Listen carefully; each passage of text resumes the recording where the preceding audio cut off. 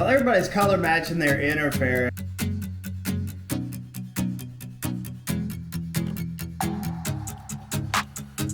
Everybody's color matching their interfering, which does look good on some bikes.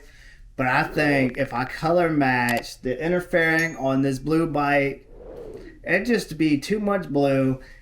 And you're always staring at it. It's like a cockpit. So I'm not going to color match. But I got to get rid of that dull, faded black. Boy. It's showing its age. I'm not saying it looks completely bad, but it needs a facelift, and that's what I'm going to give her. So you're going to have to stay tuned of what color I go with.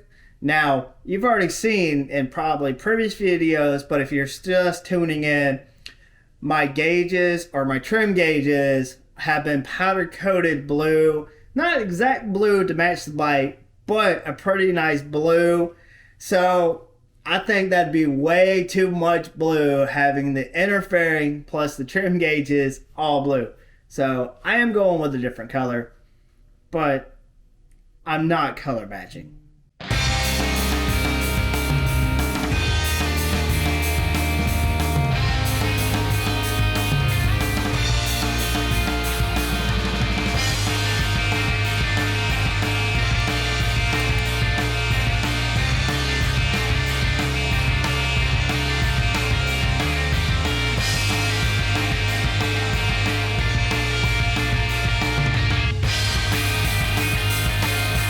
So in the midst of taking everything off, I did find a few things that were broke that I gotta fix. Let me show you what they are.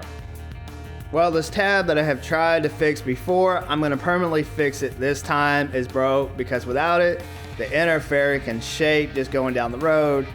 The speaker bracket is broke, the little tab that attaches to the speaker and help brace it, but that doesn't have to be fixed right now. I got the part ordered, so it should be in a few days, so once it's painted, I can throw it on. The tabs that hold the nut for the switch housing is broke, so I gotta weld those back together to hold the nut. I'm also modifying the switch housing because right now I just have this rubber piece to fill in this hole so that way you don't have a giant hole that you can see through, but in the wind it flaps around. So I'm fixing that a whole lot better, welding some ABS plastic on there and make it all one piece and look so much better. And that's gonna get painted as well.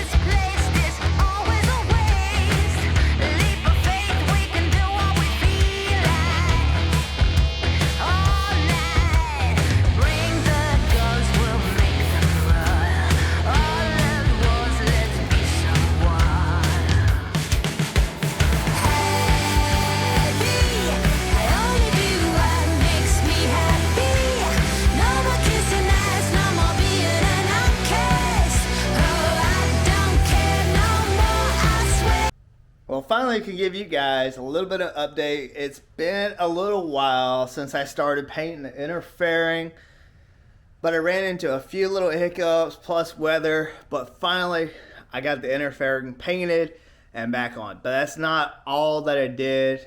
As you saw, I did have to plaster weld some of the interfering, but let me show you what was all done to it.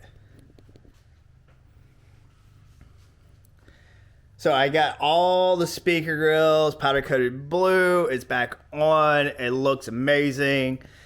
The fitment with the switch housing is almost perfect. Still a little gap here, a little bit larger on the other side, but I think it looks so much better with it being plastic welded and molded. Fills in that hole a whole lot better. But what also I did was I replaced all the inner arms, the braces with alloyart. It looks amazing, a lot stiffer, lighter. Now, it had no instructions that came with it. I mean, it's pretty self-explanatory, especially for the support arms, but it took a little bit to get this back on the bike. The stock ones would just slide on real easy. These, I had to keep everything loose to get it on. And then up in here, I had to actually grind that piece down because it was hitting the triple tree.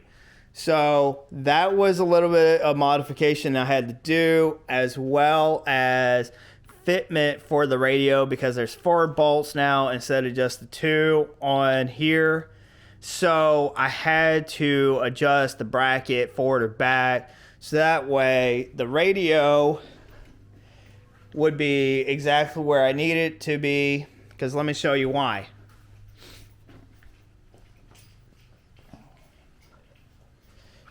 Right here with the pause and play button, if it's too far forward, it hit my risers, and when the bike's on, it's really vibrating that, making it where it just pauses and plays, so you hear every other word, or it's annoying. Let's just put it like that. So I had to make sure it's far enough back, that way it's not hitting the risers. So this plate is adjustable, that attaches to the radio, and just had to get that in the right position. But everything went together very, very easy. The side plates are now powder coated blue, repowder coated the front skirt black. But all in all, it looks amazing. So I wanted to show you that before I put the outer fairing on, but let me show you that too. So I got the outer fairing over here, and if you can notice, I've repainted it. Got rid of all the Marine Corps stuff and went with more of a paint scheme that I like. The reason I did the skull, and I regretted it, I'm not saying it looked bad, but I did that for the wife. She wanted me to put a skull on the bike, but that's just not my style. So I've been wanting to repaint it, and I finally did. And I think it came out looking amazing. Yes, there's a few flaws, but I'm not a professional painter, but it's what it is. I still think it turned out looking amazing. And I also did the saddlebag lids, redid them, tried to get as much of the scratches out, and I got rid of the Marine Corps stuff on top of the saddlebag lids and just went with the same pattern all the way down. Now it's just to get the outer fairing back on the bike and then wash her, and she'll be ready for Daytona. So I gotta get this back on the bike.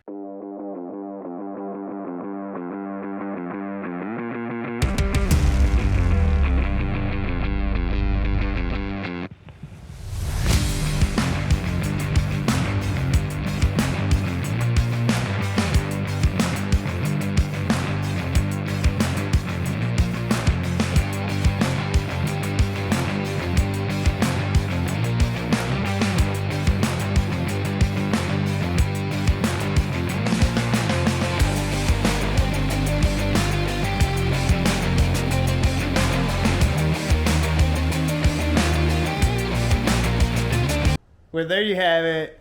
Blue is back together, and I couldn't be more stoked. The way she looks, yeah, she's not exactly perfect, but also she's a riding bike. I put miles on her. I put her out in the road, and the only way you can ever really keep a bike perfect is not to ride it, because you know as well as I do, if you're gonna ride it, there's rocks out there, debris, you can get nicks, but I'm proud that I did all the work myself, from the painting to the wrenching.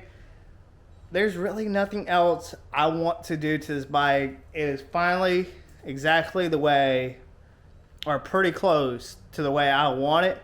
But she's ready for Daytona, and I'll see you guys there.